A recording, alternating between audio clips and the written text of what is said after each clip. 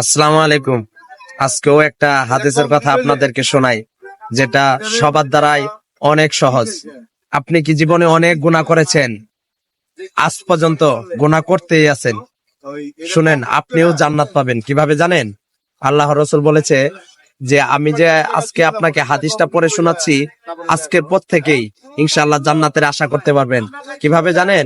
আল্লাহ রাসূল বলেছে যে আমার এই হাদিসটা যারা শুনবে, তারা যদি ওই দিন থেকেই দুইটা অঙ্গের গ্যারান্টি দিতে পারে, এক হইলো লজ্জাস্থানের, আর এক হইতো এই যে মুখের মাঝখানে যে দিবা, যেটা দিয়ে আমরা মিথ্যা কথা বলি, মানুষকে মিথ্যা অপবাদ দেই, এই কাজগুলা যদি আমরা না করি আজকে থেকেই, এই পিছনে যা করেছেন, মানে আজকে পর্যন্ত যা করেছেন বাদ দিয়ে দেন, ওগুলো আল্লাহ তাআলা মাফ করে দিবে।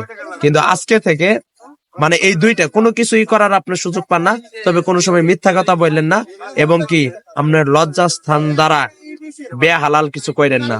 তাহলে ইনশাআল্লাহ আপনি নিশ্চিত একজন হুজুর, ইমাম এবং কি বড় ইমানদারের আগে আপনি ইনশাআল্লাহ জান্নাতে যাবেন।